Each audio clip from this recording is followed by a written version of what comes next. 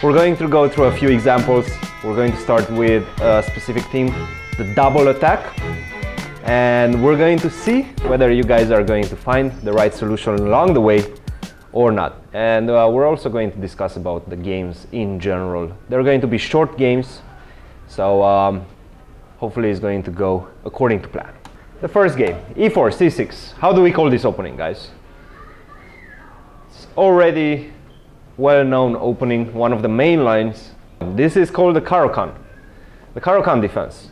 It's a very popular opening. You know, we have c5, which is the Sicilian, we have e5, the open games, and many more. Isn't it a very foolish thing to do, and you don't like counterattack the centerpiece? I don't think it's a foolish thing to do because you're actually attacking the center on some degree. You're attacking the square d5. More or less, you're supporting your advance with the d pawn to d5. Right? It's okay. It's a pretty good opening, very strategic. It usually leads to very strategic positions, long maneuvering games. But this particular example is not going to be long, and there's not going to be a lot of maneuvering. d4, d5. Both white and black are trying to caparate the center. Knight c3. D takes e4. Knight takes e4. Knight f6. So far, so good. This is the main line. Queen d3. This is a very strange move, to be honest. Do we generally want to get the queen out quickly? Not really, right? So can somebody tell me a few better moves in this position? A few of them. We have a lot of candidates. Yes? Bishop to d3. I mean d3. Bishop to d3 would be one, absolutely. Anything else? Well, actually, I'm looking at bishop d3.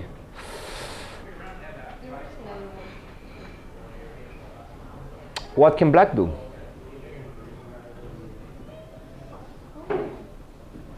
What's the consequence of the move bishop d3? Yes. Yes. Last night is knight f6 is attacking knight f4 and then e4. Right. That could be a possibility. That's why he played bishop d3, right? To defend this this knight. The problem is there is a big consequence, and that is it stopped the action of the queen on the d file. So right now, this pawn is no longer protected, right? I can just simply take it with my queen. White still probably has some compensation because of the fact that he gets his pieces out quickly in the game with knight f3. Everything is with tempo. I'm going to attack the queen. I'm going to force you to go back. But still, it's going to be material down. It's going to be a pawn down. The black is doing fine in that position after queen takes d4. So he played queen d3, which is not very good. e5, an interesting idea. D takes e5. What was the point? Did he just gave away a pawn, or? Yes. The reason was because if the queen moves out of the way, well, the pawn can just take the knight. So. Absolutely. Does black have any way of regaining his pawn?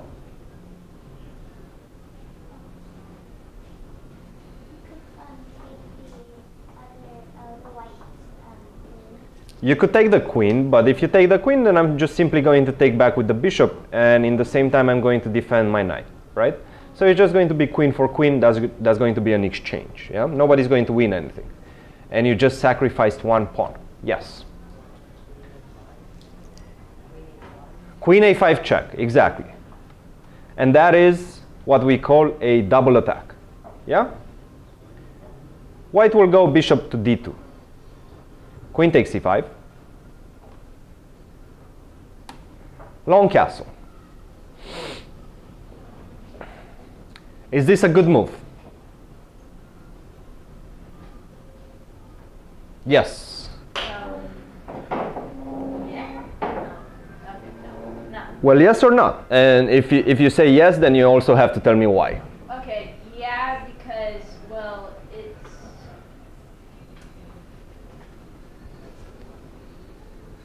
No. Okay. So you don't have an idea yet. Yes. It's a good move because it's protecting your king. It's protecting the king, of course. That's one good reason for it. The problem is there is a critical question that we have to answer. And that is, one of our pieces is no longer protected. Which one is that? Yes?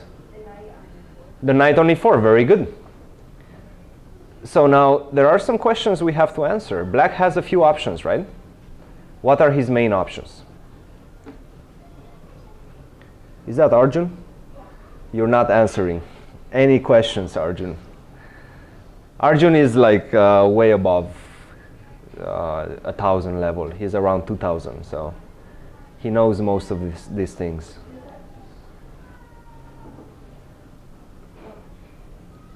Somebody else. I see some raised hands. Yes. Good question. What happens after knight e4? First of all, to be honest, let's start with queen takes e4. Those are black's biggest possibilities, biggest options. Take the knight with the queen or take the knight with the knight. We have to answer both of them. Let's start with taking knight with the queen. Yes? Rook to e1, exactly. That's the point. So if black takes with the queen, now we see the fact that the king and the queen are on the same file. So we can take advantage of that. We can pin the queen. We don't have to exchange the queen. We can just pin it. Now the queen will be lost, right? The best black can do is to just sacrifice his queen for the rook. Then we're going to take back with the bishop. And who's going to have the material advantage? White. White. Yeah? All right. But now the more difficult question arises. That is, what happens after knight takes e4? You have to calculate, guys. It's not that easy. So when you have an answer, you try to give me the whole variation. Please. Yeah? Yeah?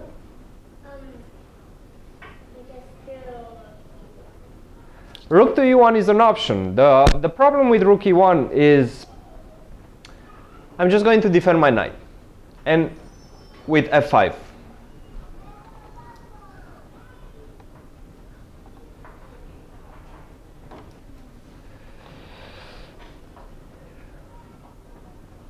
And most probably I'm not going to save my knight. That's true. But you're not going to get more than just my knight. You're probably going to have to be forced to play f3. You're going to regain your knight because I no longer have the option of moving it. The queen is unprotected on e5. The problem is you're not going to get more than that. What if I tell you in this position, white actually can win by force in 3 moves? With a tactical shot. It's forced checkmate in 3 moves. All right, who wants to give it a shot?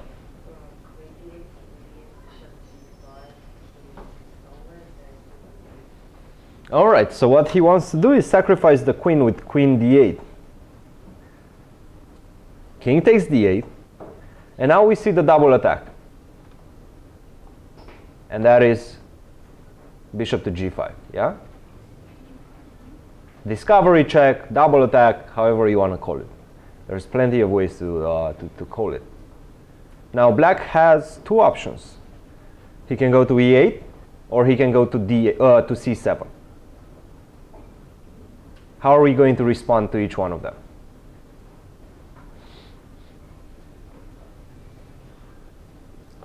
Yes. If the king goes to c7, then we're going to respond with bishop to d8. Bishop to d8, very good. And this is a checkmate, right? The rook is protecting the bishop. The bishop is protecting the escape of the black king on b6, right? He cannot go there.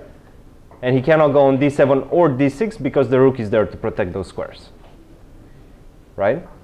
So the black king is simply in checkmate. We sacrificed the queen, we sacrificed a knight, we sacrificed a lot of material, but we got the king out. And everything was forced. Now, what if he goes king e8?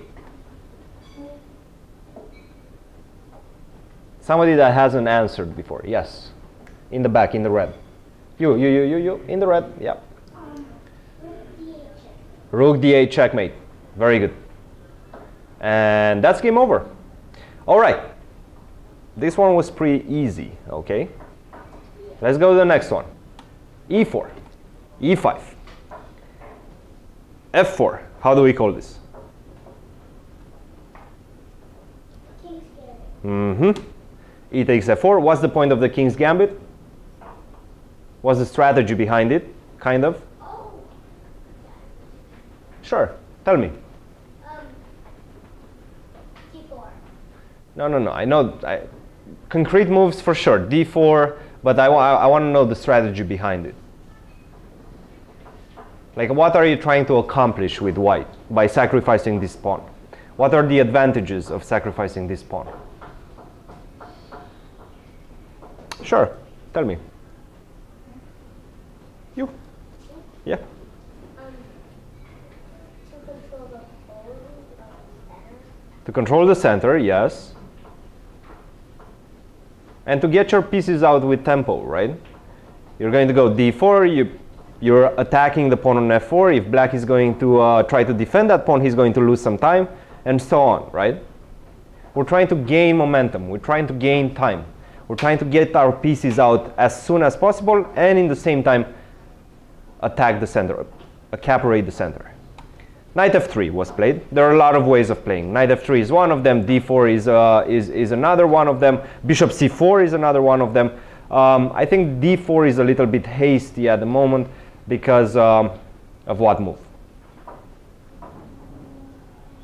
Yes. Queen h4 check, exactly. Queen h4 check, and now we have to get our king out to e2 or d2 or play the move g3. The problem is if we play g3, we go here, and after an interesting idea such as knight f3,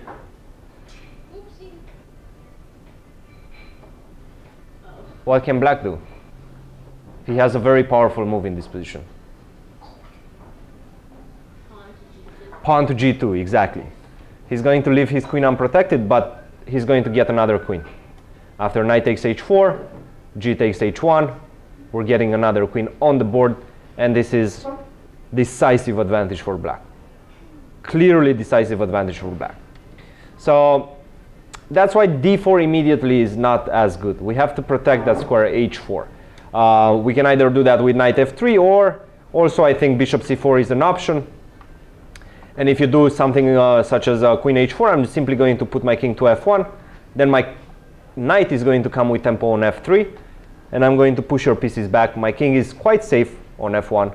And slowly, I'm going to be able to regain the pawn, get the king to f2. Potentially the rook goes to e1 on the central squares, and so on. I'm going to create a castle out of more than one move. Yeah? Just king f2, rook e1, king g1, and so on. But knight f3 is the main line. d5. Knight c3. So as you can see, white has gotten his pieces out quite quickly in the center. Yeah. He already got his knights out while black is still kind of underdeveloped. Bishop g4. Queen e2. And now I want you guys to tell me if bishop f3 is a good move. Arjun, I know you know. I'm aware of that.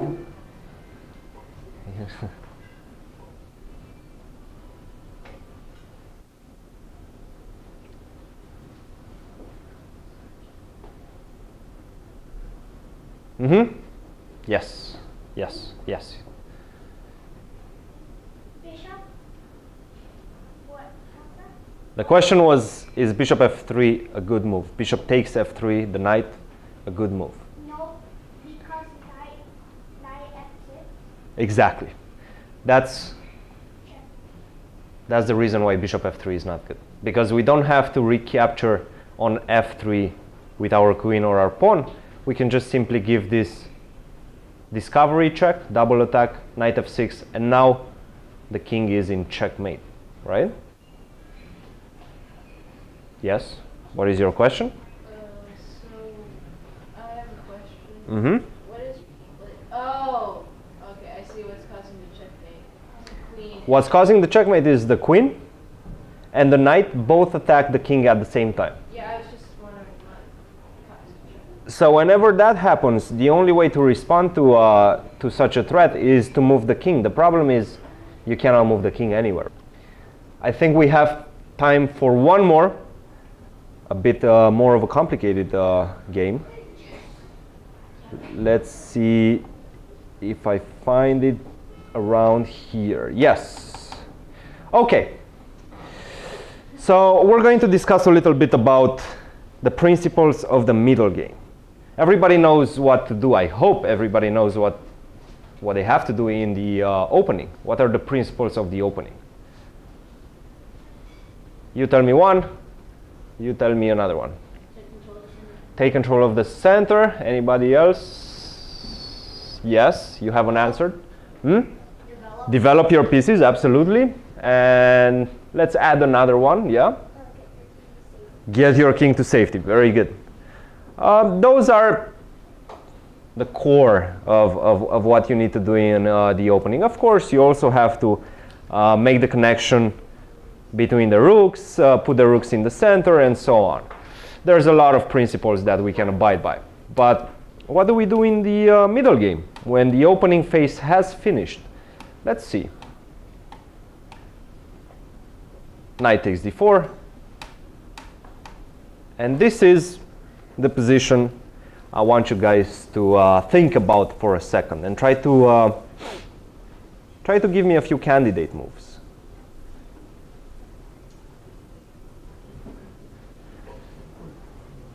One thing that you will always need to try to do once the opening phase is finished is to actually improve the quality of your pieces.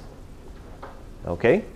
So what that means is put them on better squares, more active squares, squares closer to the opponent's king, and try to involve all your forces into the attack. Right? In the same time, you have to kind of diminish the quality of your opponent's pieces.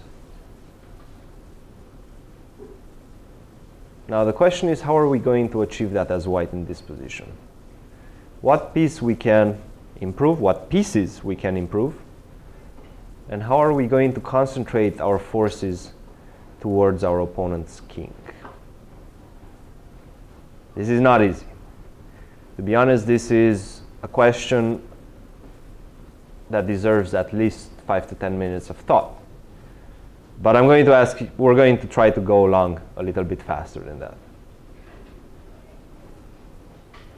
Yes, in the back. Bishop f4 is a very natural move. We're just simply developing our pieces, right? I think you guys saw already the answer. Hopefully you didn't, but even if you did, you will have to explain it to me. Anyway. Bishop f4, very natural move. The problem is I'm just simply going to play something like queen d7. Then you're most probably going to have to retreat. Then I'm going to go rook to e8. I don't really have any weaknesses, yeah, as black. Black doesn't have any structural weaknesses. His pawns are perfectly fine. What is the only drawback in black's position? What is the differentiator in the position? What gives white a slight advantage? Not really controlling the center that much? Nope. Well, you could say it like that as well, but there's a different word for that.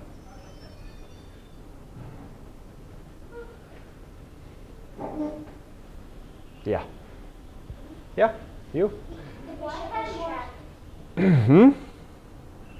You, yeah.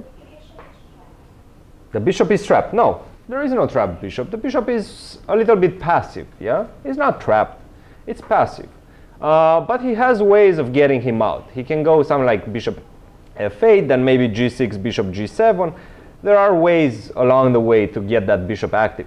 No, the biggest problem in the position for black is that he doesn't have as much space as white. It's okay. A lot of people were probably going to say that. That's okay. Why is that? Because this pawn is more advanced than this pawn, right? This pawn is already enjoying a presence in the center, while this guy is on the 6th rank and is accommodating black's position, black's piece movement, right? So that's why white is slightly better in this position. But bishop f4 is not the right move. You have a better way of improving the quality of your pieces and getting the pieces by force closer to black's king. In the meantime, you're also going to create some weaknesses in black's position.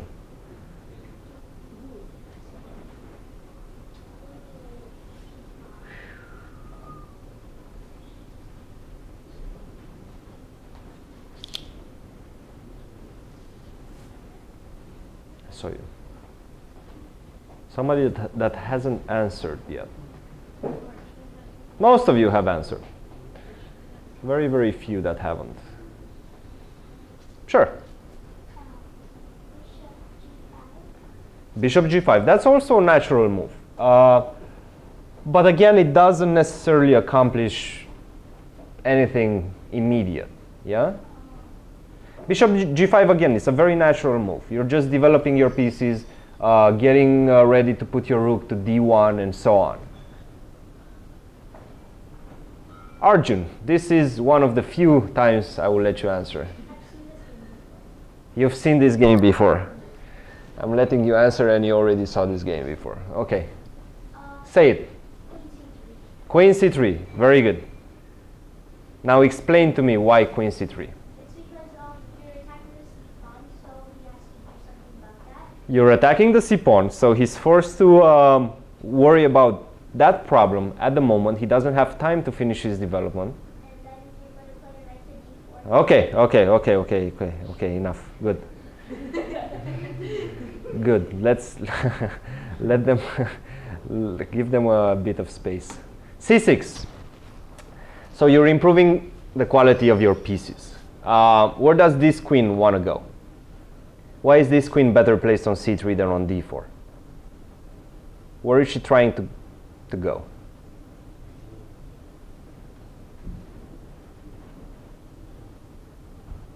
Yes, blue shirt. That's you. That's you. To g3 most probably, right? Closer to black's king. In the same time, what other piece is going to join the fray? What other piece's quality is going to be improved? No. No. The bishop again, we can get it out at any moment, right? We're going to wait. Actually, the bishop is improved right now because the d6 pawn is a weakness. This pawn from c7 is no longer defending the d6 pawn. So this bishop is going to have a clear purpose when we put it potentially to f4 and attack the pawn on d6, right? So sure, the bishop is also improved in the last move. But there's a different piece that has a new route at its disposal. Blue shirt. I guess I want to ask a question, but what about when the queen goes to d3, what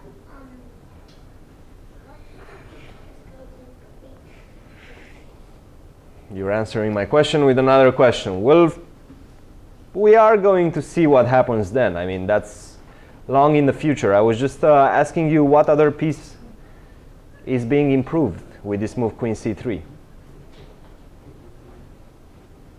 Red shirt. the rook?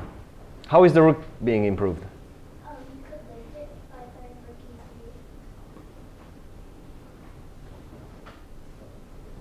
e3. But you could have played rook e3 before also.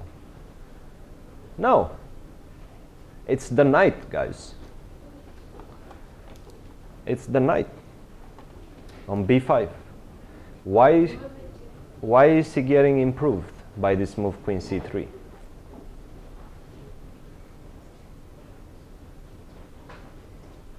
Where does he want to go?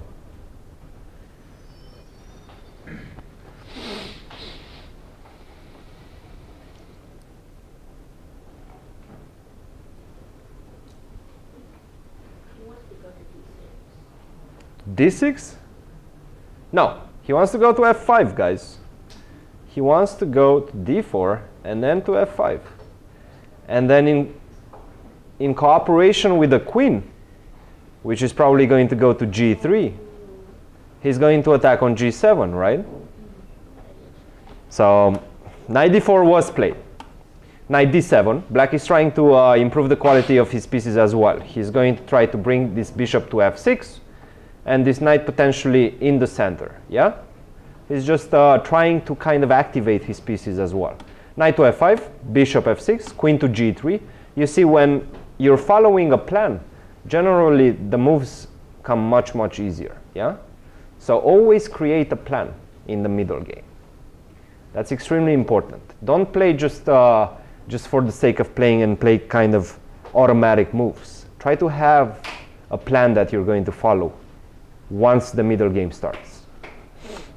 Knight to e5. All right. So now comes the question, why bishop h6 is not such a good move?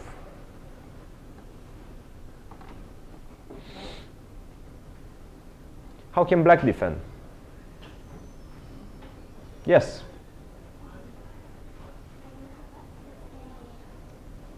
How can black defend? There's only one good way of defending against bishop takes g7. Hmm? Mm-hmm. Yeah.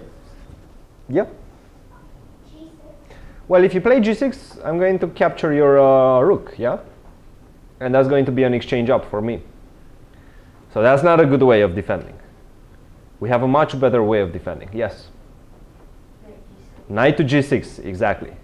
Knight to g6, just disrupting the action of the queen on g3, right?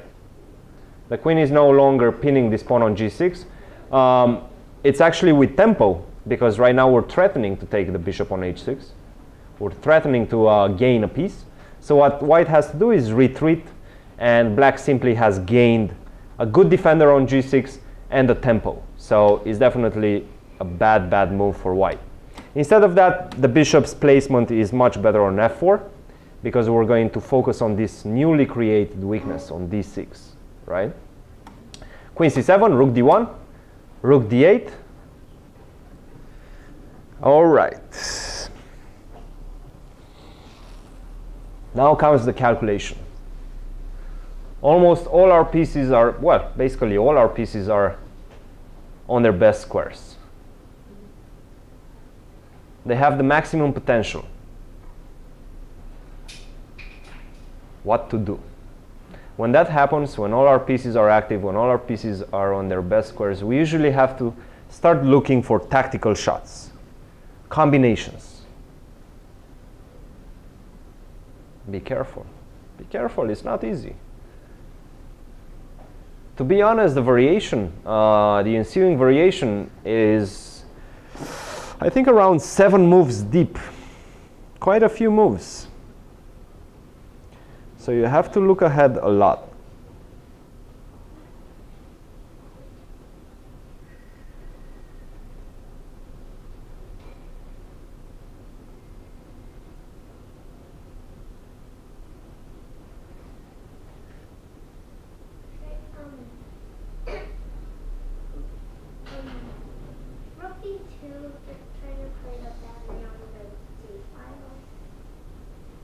Well, rook d2 is a normal, natural move, but I already told you that, to be honest, your pieces are already on their best squares. You have to look for tactical shots. Rook d2 is a normal move. The problem with rook d2, I think, also knight c4 is something that you might have to deal with. And I don't know if you're going to like it, because I'm threatening the rook and the pawn on b2. So if you go back right now, I'm going to take with the knight on b2, and I'm simply going to gain a pawn. It's not good, not good enough. I'll give you a hint. I'll give you the first move. Rook takes d6. Were you thinking of that one? Yes. Okay, so tell me the variation then. Um, Let's say black goes rook takes d6.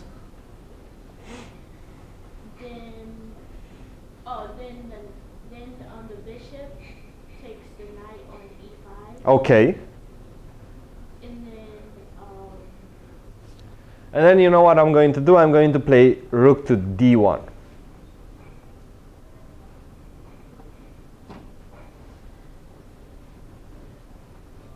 and then you can put the king in.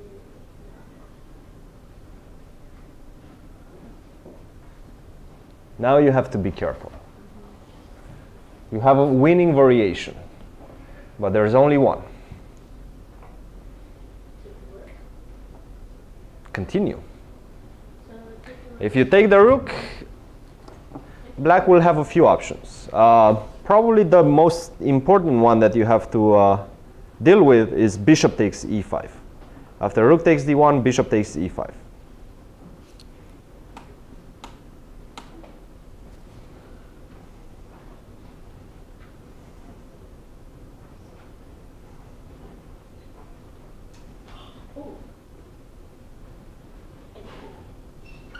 You have to be very, very precise. It's a 4-move combination.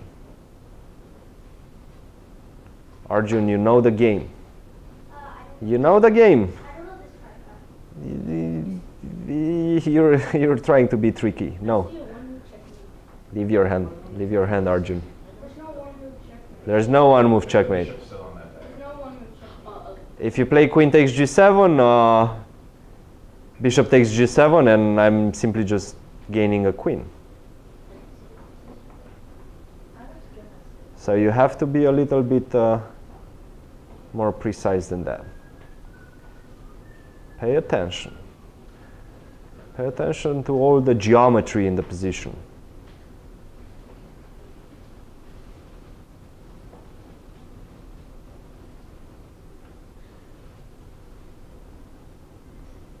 You guys in the back with the hands raised, you have the whole variation? Okay. Let's let them think for a little bit longer. I want everybody to have a chance to find the solution. So I'm going to give you another few minutes. I'm going to give you three more minutes. So focus hard. Focus intensively.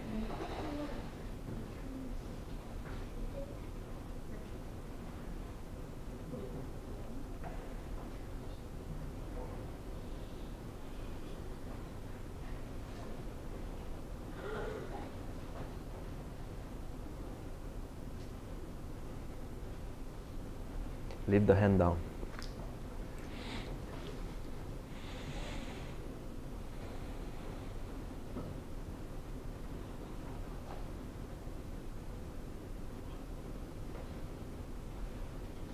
Two more minutes.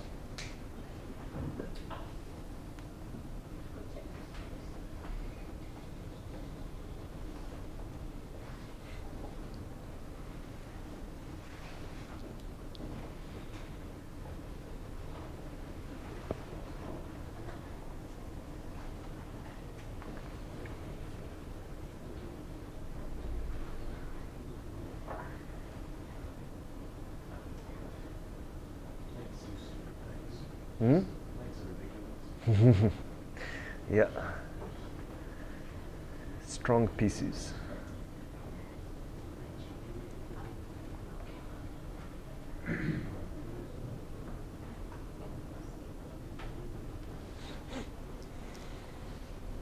One more minute.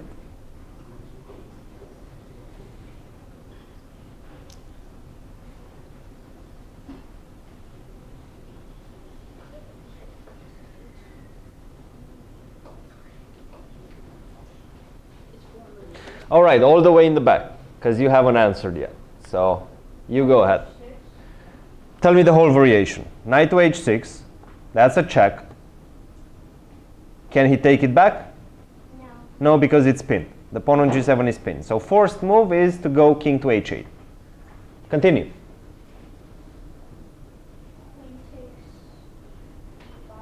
Queen takes e5. Interesting idea. You're giving up the queen. Now I'm forced to take it back. I'm going to accept your sacrifice. Continue. Rook to d8. No. Now I'm going to take your knight. You're going to take my rook. I'm going to move king g7, and I'm going to have a huge material advantage. A queen for a rook. That's bad. Somebody else. Yes. Red shirt. Knight takes f7. Everything has to be forced. Again, guys, remember that. Everything has to be forced. Rook d6 was simply not a forced move, yeah? Rook d8 was not a forced move either. Oh, now I see check. This is a check. Shh.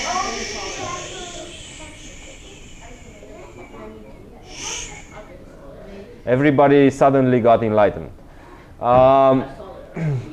King to g8. Knight takes c5, and that's just a piece and 2 pawns up. That's a clear winning advantage. So black has to accept your last sacrifice. Rook takes f7, and now the problem is he no longer has any defenders. So we're going to go rook d8. Rook d8, and now the king is defenseless. You have to sacrifice both your pieces with queen e8, rook takes e8, rook f8, rook takes f8, and that's just game over, checkmate, right? Yeah, exactly. So you see, always in the middle game, this is what you need to strive to achieve. Improve the quality of your pieces. Yeah, that was my fault. Get your pieces closer to your opponent's king. Try to create a plan, okay? And use all your forces for the same goal. Do not just go away with one of your pieces like a lone striker into the attack. It's going to get captured, and it's not going to be efficient.